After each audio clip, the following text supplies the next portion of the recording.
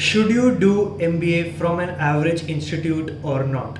Hello दोस्तों, एक बार फिर से आपका स्वागत है मेरे चैनल में। और आज की वीडियो में हम लोग बात करेंगे एवरेज MBA कॉलेज के बारे में कि आपको इन टाइप के कॉलेजेस से MBA करना चाहिए कि नहीं। तो जब मैं किसी बी स्कूल को एवरेज बोलता हूँ तो क्या क्या वो ऐसे पैरामीटर्स है जिसको मैं डिफाइन करके बोल रहा हूँ कि वो बी स्कूल एवरेज है। ठीक है, बेसिकली 4 क्राइटेरिया जिसको आप कंसिडर कर सकते हैं ये डिसाइड करने के लिए कि आपका कॉलेज एवरेज है कि नहीं। सबसे पहली बात तो ये कि उसकी जो रैंकिंग है वो टॉप 40 के बाद आती है। अब इंडिया में बहुत सारे ऐसे इंस्टीट्यूट्स हैं और एजेंसीज है जो बिजनेस स्कूल को रैंक करती है। इंडियन गवर्नमेंट भी करती है, NIRF की भी रैंकिंग्स आती है। तो अगर आपका बिजनेस स्कूल टॉप 40 में नहीं आता है तो आपका business school average business school है। एकदम मोटा मोटा तरीके से बोल रहा हूँ, अगर आप एवरेज रैंकिंग्स में देखिए, अगर आपका बिजनेस स्कूल टॉप 40 में फीचर नहीं हो रहा है तो your business school is an average और बिलो एवरेज बिजनेस स्कूल। दूसरा पैरामीटर जो आप देख सकते हो वो ये है कि आपने वो पर्टिकुलर बिजनेस स्कूल ज्वाइन करने के लिए कोई कॉम्पिटेटिव एग्जाम नहीं दिया है। आपको अपने ग्रेजुएशन स्कोर के कारण वहाँ पे एडमिशन मिल गया, या तो डोनेशन देकर एडमिशन मिल गया, आपने कोई कॉम्पिटेटिव एग्जाम नहीं दिया है। You did not have to prepare to get into that business school. एक हो गया ये। या तो तीसरा हो गया कि आपके कैट में आए थे अराउंड 60-70 परसेंटाइल, उसके बावजूद भी आपको किसी बिजनेस स्कूल में एडमिशन मिल गया। तो ये बात आप ध्यान रखिए कि 60 to 70 परसेंटाइल लाना कैट में बहुत आसान है और ये बहुत एवरेज परसेंटाइल है। इसलिए अगर आप ये वाली परसेंटाइल लाके किसी कॉलेज अगर जा रहे हो तो वो college can be definitely termed as an average college. And the fourth parameter that will help you decide whether your college is average or not is that there are no proper placement reports in your college's website. अब जब भी कोई एक अच्छा business school होता है तो वो properly summer placement report and final placement report submit करता है। उसमें sector wise, specialization wise, company किस टाइप की आ रही है, average package, median package, top 10% का कितना पैकेज लग रहा है, टॉप 25% का कितना लग रहा है, टॉप 50% का कितना लग रहा है, और अलग अलग सेक्टर्स की बहुत एनालिसिस करके उन लोग दिखाते हैं प्लेसमेंट रिपोर्ट्स में। अगर आपका बिजनेस स्कूल सिर्फ एक लाइन में लिख दे रहा है कि हमारे कॉलेज का एवरेज पैकेज 7 लाख या 8 लाख या 6 लाख है, तो वो एक एवरेज कॉलेज है, क्योंकि वो किसी ना किसी तरीके से उस पर्टिकुलर सच्चाई को छुपाने की कोशिश कर रहे हैं कि उनके कॉलेज में अच्छे प्लेसमेंट्स नहीं होते हैं। तो अगर आपका कॉलेज या तो जो कॉलेज जो आप ज्वाइन करने का सोच रहे हो इन चारों चीज़ों को डिफाइन करता है, चारों चीज़ों के क्राइटेरिया में फिट होता है, then yes, your institute is an average business school. Well, first of all, the question arises that should you be joining an average business school? The first answer to this question is no, a blunt no. You should not join any average business school. You should always try to secure a good percentile and grab a seat in one of the top 25-30 colleges of the country. But somehow, if that is not possible, you may opt for these colleges, but you have to prepare and work that extra bit harder in order to get that particular placement and to get the extract value out of that MBA. तो अब इस video को continue करते हुए मैं ये बताता हूँ कि आपको एवरेज बिजनेस स्कूल क्यों नहीं ज्वाइन करना चाहिए। बहुत सारे क्राइटेरिया होते हैं, तो मैं एक एक करके आपको डिटेल में बताता हूँ। पहला हो गया पुअर स्टूडेंट मिक्स। अब एक MBA कॉलेज की जो क्वालिटी है, एक MBA कॉलेज की जो रैंकिंग है और उसकी पेडिग्री है, that is determined by the quality of students studying is the business school. अगर किसी बिजनेस स्कूल में अच्छे स्टूडेंट्स ही नहीं पढ़ेंगे तो उस कॉलेज का नाम कभी हो ही नहीं सकता। फिर चाहे जितनी भी वर्ल्ड क्लास फैकल्टी वहाँ पे आ जाए, जितना भी अच्छा इंफ्रास्ट्रक्चर हो जाए कॉलेज का, जितनी भी अच्छी कंपनीज आ जाए, अगर स्टूडेंट्स की क्वालिटी अच्छी नहीं है कैंपस में तो आपकी इतनी अच्छी पीयर लर्निंग नहीं होगी और जो कंपनीज को किस टाइप के स्टूडेंट्स चाहिए वो उनको मिल नहीं पाएंगे। एंड ऑब्वियसली अगर वो एक बार आ भी जाए कैंपस में तो अगले बार से seeing the performance of mediocre people they will definitely not come back on the campus to recruit the students. एक टॉप MBA कॉलेज से MBA करने का सबसे बड़ा फायदा ये होता है कि उन स्टूडेंट्स को जो भी ज्वाइन कर रहा है उस कॉलेज में, they have access to extremely smart and talented kids. अब जो भी कॉम्पिटिटिव एग्जाम दे के कॉलेज में जाता है, मेहनत करता है, ग्रिट है उसके पास, एक particular amount of work ethic है, स्मार्ट है, टैलेंटेड है, तो उससे आप बहुत सारी चीज़ें सीख सकते हो।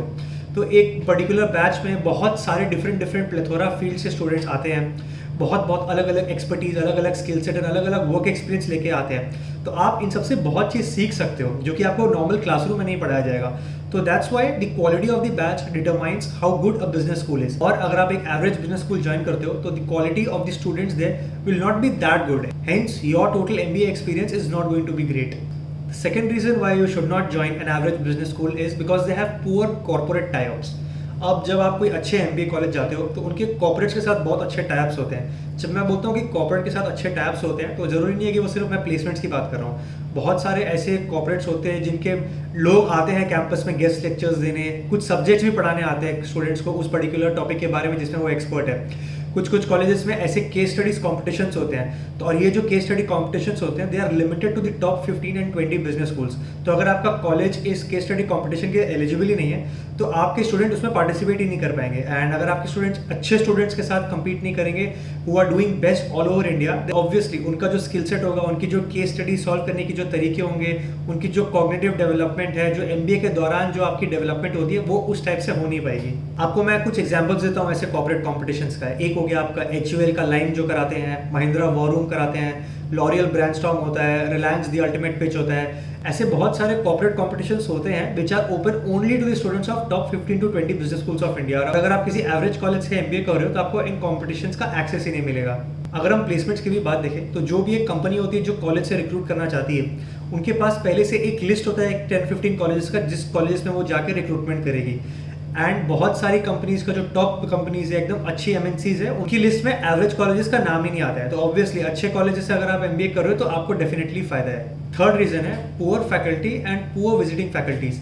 अब चाहे आपका कॉलेज का कैंपस जितना भी आलीशान हो, इंफ्रास्ट्रक्चर बहुत अच्छा हो, अच्छी अच्छी लंबी लंबी बिल्डिंगें हो, पार्क्स हो, स्विमिंग पूल हो, लेकिन अगर आपके कॉलेज में जो फैकल्टी है, जो स्टूडेंट्स को पढ़ा रहे हैं वो अच्छे नहीं है, तो आपका कॉलेज कहीं नहीं जा रहा है। बहुत सारे टॉप आईआईएम्स में कॉर्पोरेट से विजिटिंग फैकल्टीज आते हैं, इंटरनेशनल फैकल्टीज आते हैं पढ़ाने के लिए, कोई स्पेसिफिक सब्जेक्ट पढ़ाने के लिए स्टूडेंट्स को आते हैं। And these visiting faculties give you great insights of the industry and give you great exposure of what it feels like to work in those corporate companies when they reach that particular level। तो ऐसी opportunity सिर्फ आपको top business school में ही मिल सकती है, average business school में नहीं मिलेगी।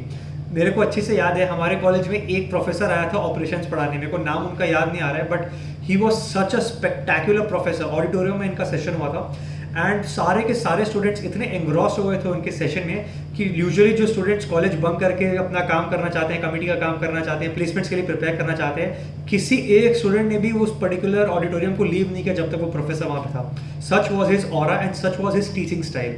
तो इसलिए ये अपॉर्चुनिटीज आपको सिर्फ टॉप बिजनेस स्कूल्स में ही मिलती है। नेक्स्ट रीजन की अगर मैं बात करूँ तो वो है पुअर रिटर्न ऑन इन्वेस्टमेंट। अब चाहे आप एमबीए अच्छे कॉलेज से कर रहे हो या पुअर कॉलेज से कर रहे हो, एमबीए महंगी तो होती है। अब चलिए अगर आप अच्छे कॉलेज से कर रहे हो तो 20-25-30 लाख आपके लग सकते हैं एमबीए के, लेकिन अगर आप एवरेज कॉलेज से भी एमबीए कर रहे हो तो ऐसी बात नहीं है कि उसका फीस 1-2 लाख होगा।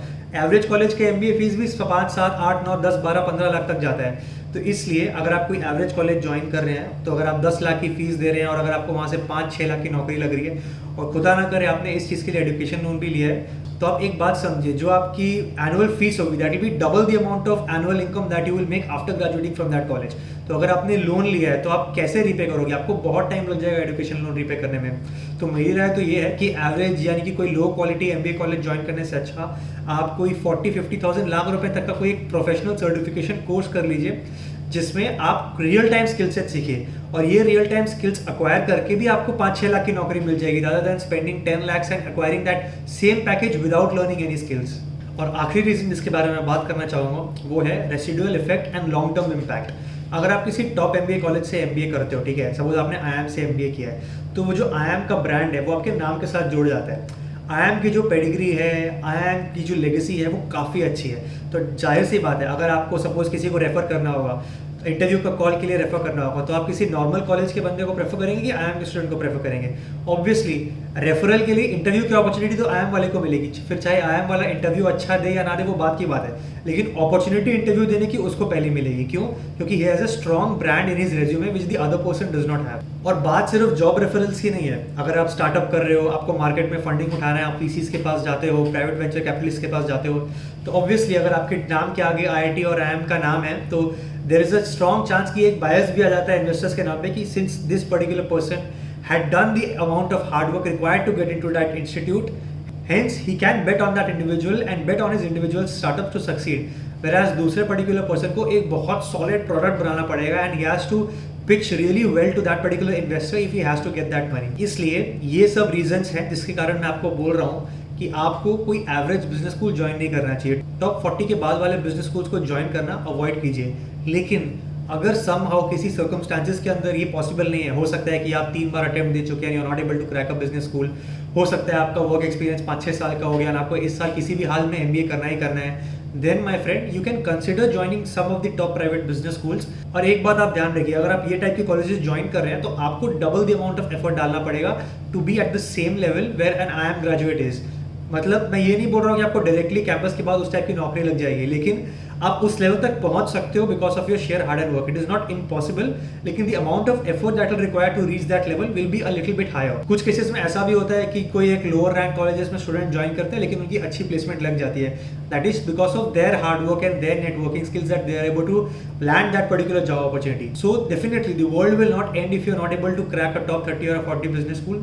Opportunities बहुत है, लेकिन अगर आपको मौका दिया जाए तो you should try, work hard and try to get into the top business schools so that you can break out a decent career for yourself. I hope that you liked today's video. If you liked it, please do consider liking and subscribing my channel and do share this video with your friends as well. Have a great day.